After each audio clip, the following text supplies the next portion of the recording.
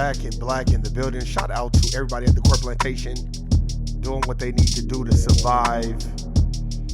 Man, shout out to my brother David, No Compromise. Joe's in the building. James Youngblood, Texas in the building. Shawnee, Philly in the building. Erica, Florida in the building. Vegas. All my siblings is definitely in the building. Homegirl Jerica. Shout out to the homegirl Melina all the way in North Carolina, aka North Kakalaka. And shit, shout out to everybody. The benign neglect stops. Let's get it.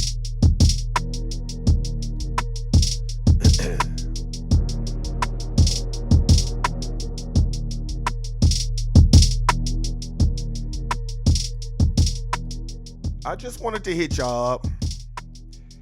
David, James Youngblood, Tasha, Shawnee, Erica, anybody that be listening, what did I tell y'all? Bump all this other shit. Let's move past all that. What have I been saying and what have y'all been saying? I started going back and looking at all the comments of what Shawnee said, Erica, James Youngblood, David, Tasha, everybody that's been leaving comments. Like, I remember one comment, Tasha, boy, that's why I'm fucking voting for Trump. I couldn't do nothing but laugh. And the reason why I couldn't do nothing but laugh is because I think the United States of America Incorporated is fed up. And the one thing that what did I tell y'all? I said it's something Donald Trump know that we don't know. It wasn't like he was being arrogant in 2016 or he was being egregious like he normally is. He didn't do a second debate, y'all notice. He didn't sling mud, y'all notice. He kind of just was like, this is what we're gonna do. And I was like, why are you acting like that? How come he don't want to do another debate? Even David had left a comment like, I think you own to something. David know I was like, most presidential election years, they do at least 2 to 3 debates so you can kind of get each other's policies and what each other's doing. This man didn't even give her a second debate. It was almost like his team, I've been saying the whole time, it was almost like his team was like, let's just let her fuck up. You don't need to say too much. They have no idea what's going on. She doesn't have an idea. In my honest opinion, I don't even think Kamala wanted to be the president. I think Kamala was fine with being the VP. Have you ever been at a Core Plantation job where they give you a nice little sweet position and you don't got to speak much, you ain't got to say much, all the responsibility falls on your supervisor and all you got to do is just be there and do your job and go home? I think that's what she liked. I don't think she wanted to be out there like that after she saw what she really got into. You could tell she was starting to get irritated and tired. She was getting attitudes with every journalist that was pushing back. I remember when Anderson Cooper, aka the descendant of the Vanderbilts, you can go look that up if you think I'm lying, was kind of pressuring her about shit. And I think they was surprised because they thought, because he a part of that community, he ain't gonna like pressure her. And he was going in. CNN as a whole, they was kind of getting into it. Of course, you saw Van Jones crying again. Nigga, what are you crying for? What you call just gave you $100 million. You think I would be on TV crying? And Jeff Bezos gives me $100 million? Y'all would never see me again. I'd be investing in stock and 401k and chilling. Shit, I wouldn't be on CNN crying. And it was one, then they had Bakari Sellers on there, which I can't stand. He just think black men and this toxic masculinity bullshit. But no more benign neglect. You're not gonna do that to foundational black Americans. And it was so funny because when it first started, I just kept saying, man, why didn't he do a second debate? David, James, Shawnee, Tasha, Erica, how many times y'all heard me say, damn, he didn't do a second debate? Something's not right. Is it something he know that we don't know? And Elon Musk was all over Twitter. Elon Musk donated like $150 million and all kinds of shit. Like, let me tell you something. Remember those black journalists in Atlanta that was talking all that crazy shit to Donald Trump? I wonder what the fuck they're saying now. Do y'all remember how everybody kept saying, he's going to jail, he's going to jail? Remember all that shit? And I kept saying, Donald Trump is not going to jail and he's going to slaughter Kamala. Remember that? That man was at 266 electoral college votes before I went to bed. I said, this is a wrap. I don't need to watch this shit. I caught a little bit of his speech. I think he's funny. You're like, why you think that? Because at the end of the spectrum, we have decided to allow the powers that be to give us these two candidates. So I don't know what y'all want me to say. And all these social media outlets and all this other stuff that was going against Donald Trump. Okay, that's why I kept telling people that I knew, like, hey man, you better be quiet talking shit about that Republican Party. Now they own the House, the Senate, and he's the president. Didn't I tell y'all this shit might happen? I said this shit gonna backfire on motherfuckers. They thought we were so dumb that not Kamala, but they thought we was gonna take Meg Thee Stallion dancing on stage. Did y'all see anybody almost butt naked at a Republican Party twerking? Did y'all see any of that? I mean, the Dems and all these celebrities, they just thought that, oh, well, we're gonna pull out every celebrity. And what interested me was, I was like, damn, she keeps pulling out celebrities. Like, she keeps pulling out celebrities. I'm like, man, what is going on? What like, and this is last minute. Obama, sorry, bringing out Eminem. You know good and damn well, Foundational Black Americans, we respect Eminem, but we don't rock with Eminem like that.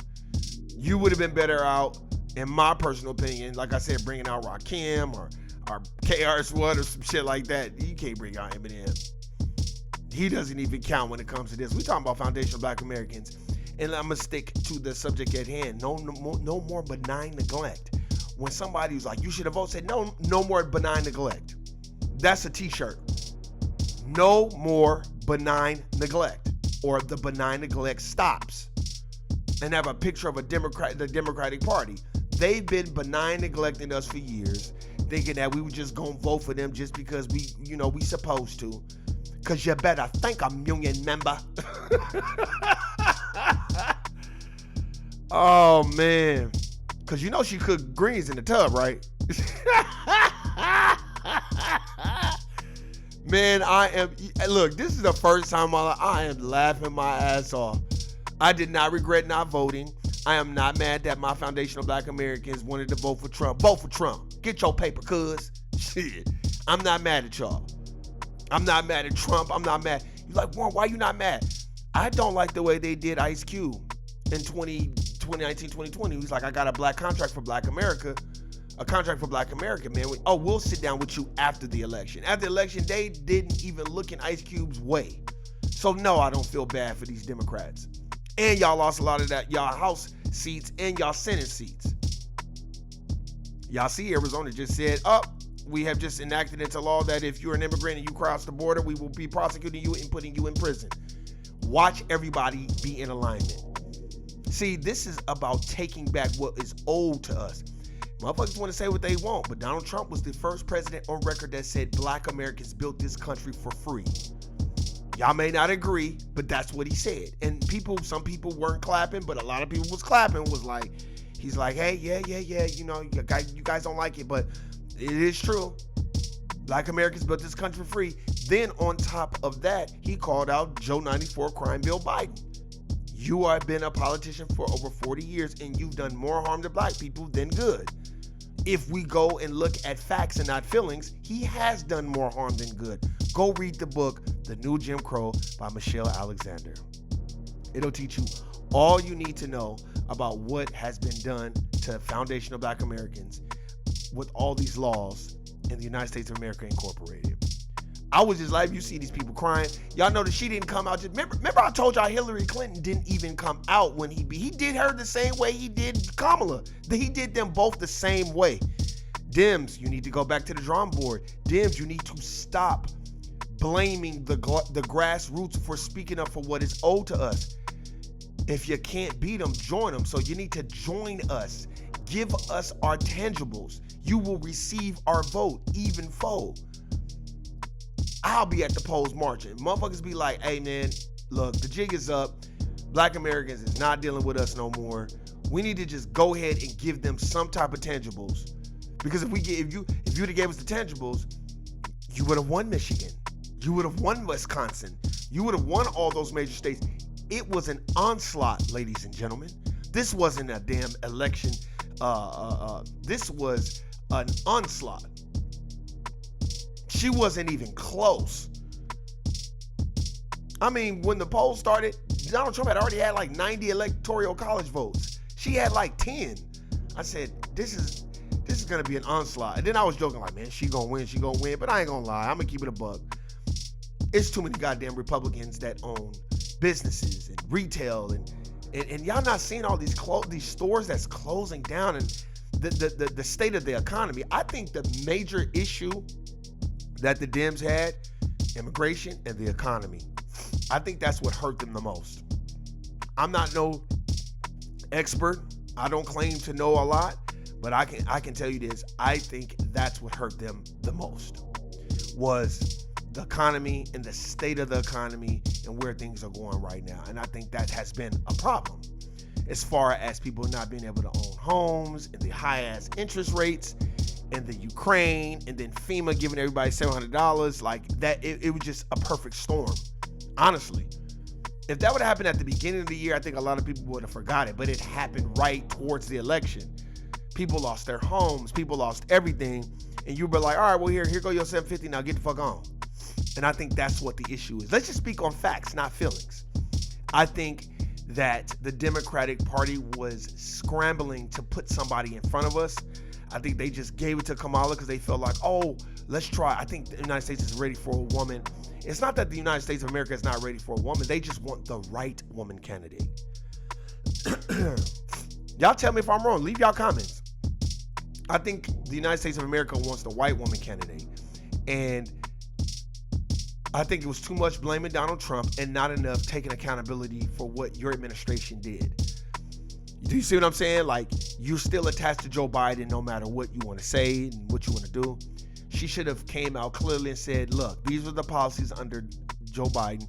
These are my policies that I want to institute my first day in office.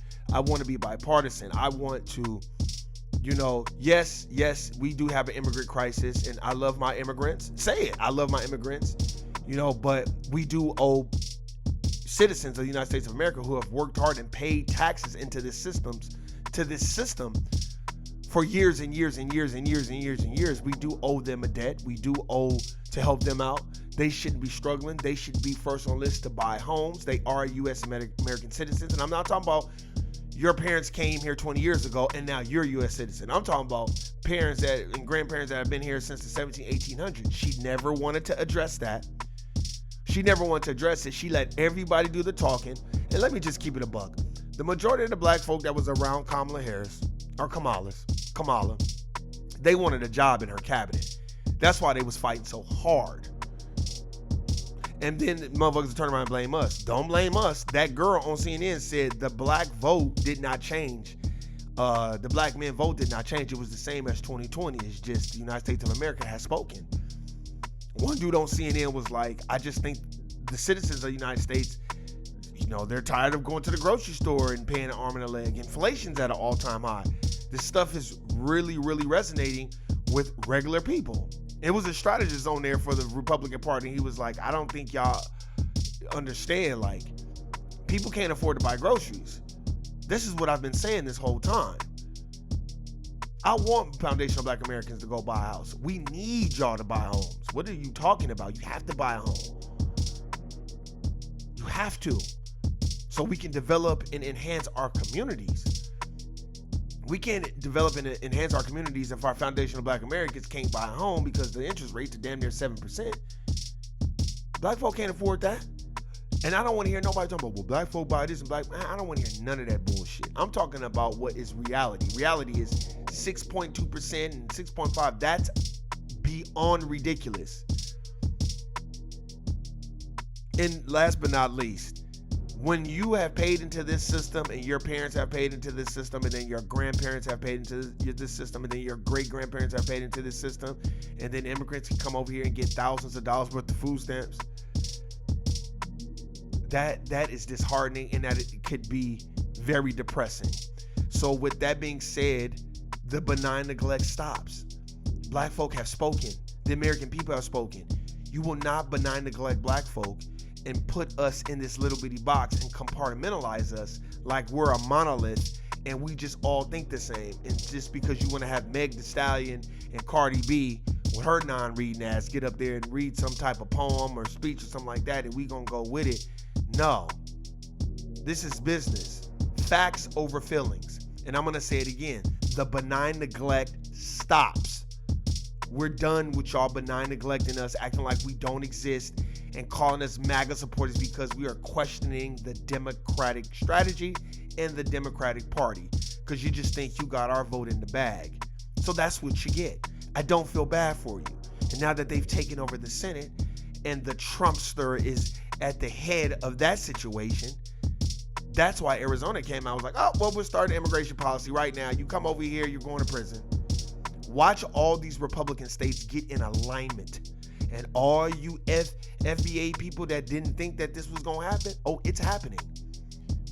And all those black folk that invited Donald Trump there and talked crazy to him and treated him like shit, you might be wanting to look for another damn job because that's what's going to happen.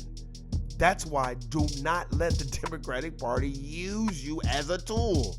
Because as Erica said, they'll break their tool when they done with you. Guilty, nigga. I'm done. Peace. I can't believe people was crying because she lost. What a bunch of simps.